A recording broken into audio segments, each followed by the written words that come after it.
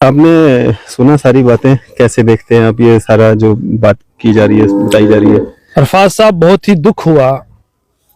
एक तरफ पूरा देश और जम्मू कश्मीर शब महराज मना रही थी और दूसरी तरफ पुराना पिंड आरसपुरा वार्ड नंबर 13 के अंदर इस मस्जिद को शहीद किया गया। मस्जिद की शहादत को, इसको हम शहीद बोल सकते हैं? नहीं, जिसका छत हटा दिया गया, आप इसको ये प्ली नहीं ले सकते। मस्जिद तो वहीं पे, दीवारें तो वहीं पे, सिर्फ टीनें हटाई है, मतलब नॉर्मल सा एक जो मस्जिद का छत था जिसको स्लैब के से नहीं डाला गया क्योंकि गुरुबत है, गरीब लोग हैं, पैसा नहीं था, और टीन डाले गए थे। वो टीन में दिखाना चाहता हूं, ये टीन की चादरें इन्होंने किसी तरीके से चंदा करके इस मस्जिद के छत पे डली हुई थी। क्या मौलाना साहब ये बात सही है?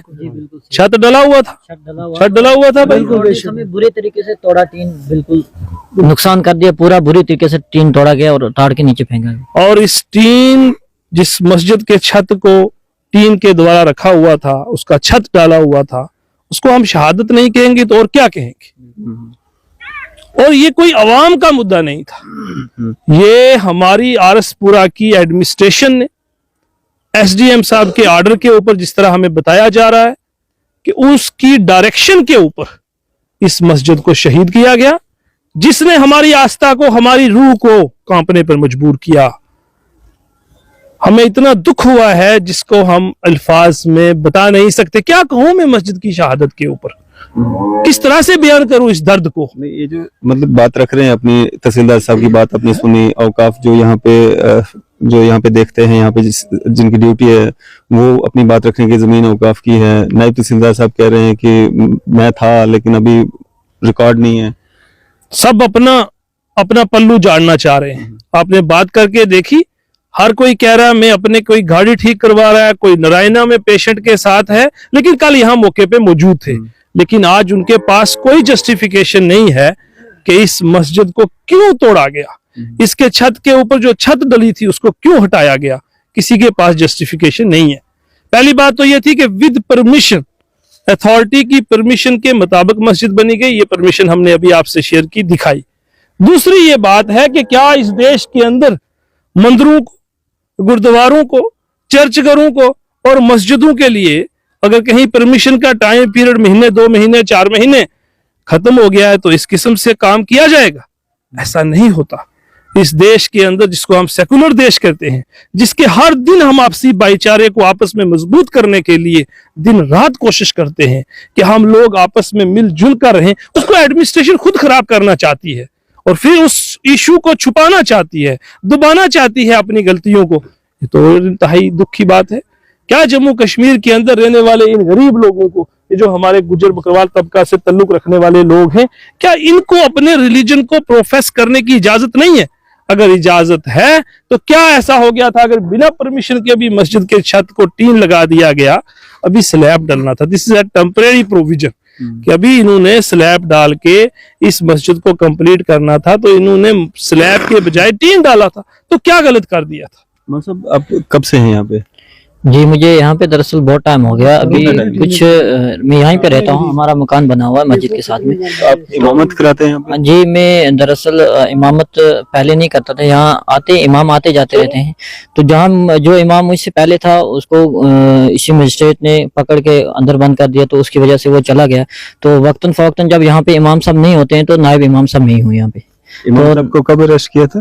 वो जब इन्होंने ये टीन वगैरह ये हटाने के लिए आए थे पहले, तो उस दौरान पहले ले गए थे उसको पकड़ के, तो उसको बंद कर दिया। तो उसके डर, क्योंकि वो बाहर के थे, यूपी के थे, तो वो डर के मारे भाग गए यहाँ से। धमकाया तो धमकी की वजह से वो चले गए। अब मैं यहीं का रहने वाला लोग हूँ, यहीं पे मकान बना हुआ है। स्पीकर वगैरह भी लगाया इसमें?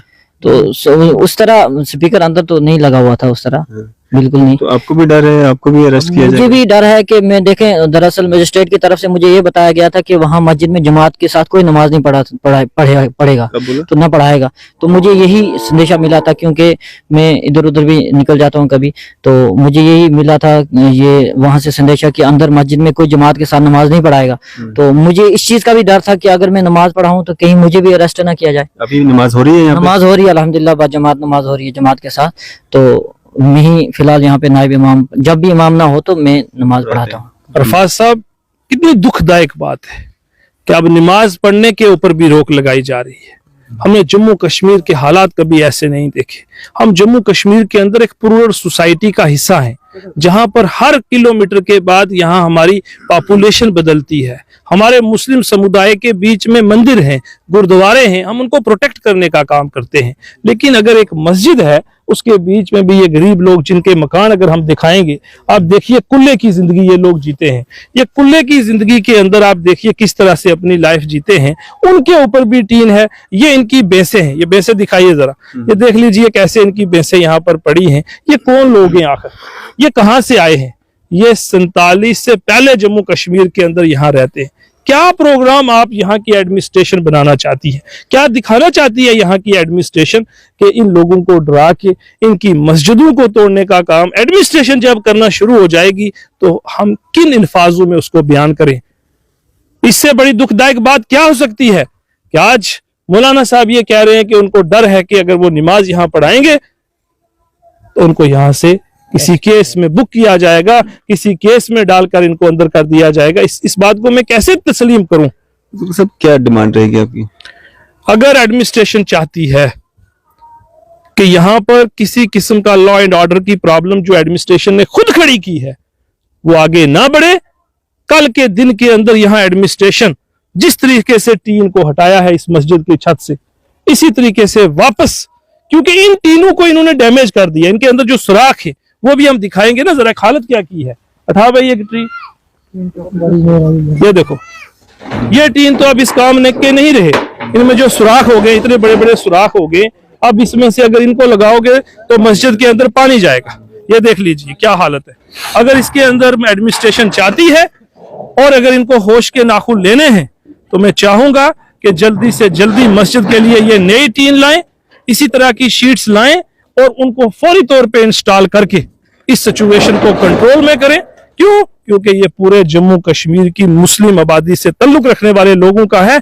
अगर बाकी वाले लोग मजहब के लोगों का आस्था का मामला है तो हमारी आस्था का भी मामला है। अगर उनकी आस्था है, हमारी भी आस्था है। हम तमाम मजहब की इज्जत करते हैं, हम तमाम मंदिर गुरुद्वारा की वकालत करते हैं और वहां चर्च घर की अगर वकालत करते हैं तो हम अपनी मसाजिद की भी वकालत करते हैं। किसी को ये अथॉरिटी नहीं है कि वो मस्जिद के ऊपर उसके छत को इस तरीके से रिमूव करे। इमीडिएटली मैं यहाँ की सरकार से, लेफ्टिनेंट गवर्नर मनोज सिन्हा साहब से और यहाँ के उमर अब्दुल्ला साहब से गुजारिश करना चाहता हूँ कि फौरी तौर के ऊपर मस्जिद को वापस टीन का छत लगा के उसको बहाल किया जाए।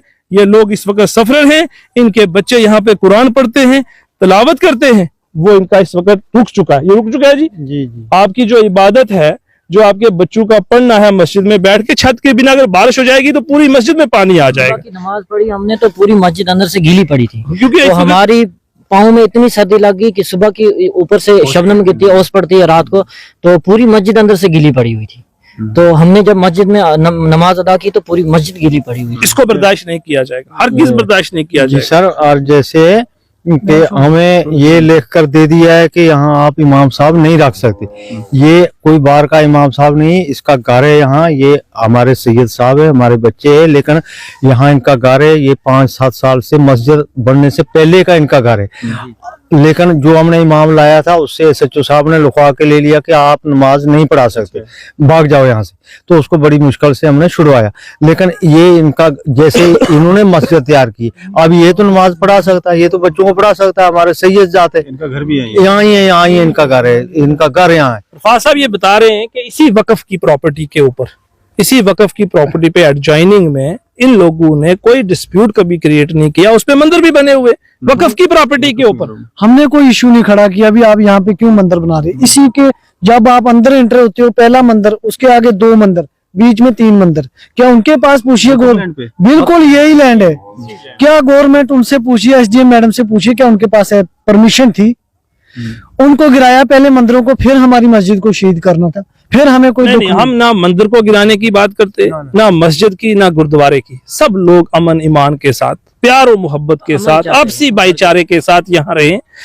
काश हमारे लोगों के अंदर ये बात हो जाए कि वो अपने मजहब को इतने दम के साथ, इतनी ताकत के साथ प्रोफेस करें जितना करना चाहिए। उस दिन उन चीजों से तो हम बहुत दूर है। लेकिन हम इस फितरत के अंदर लगे हैं कि हम आपसी भाईचारे को कैसा खत्म करें। मुझे लगता है, और मैं तमाम वो लोग जो सोशल सोच रखते हैं, जो सेकुलर सोच के मालिक हैं, उनको चाहता हूं कि वो सामने आके कहें कि इस किस्म के हालात जम्मू कश्मीर में ना बने, और लेफ्टिनेंट गवर्नर साहब ये डायरेक्शन पास करें कि इस किस्म का वकूआ किसी दूसरी जगह पर सामने नहीं आना चाहिए।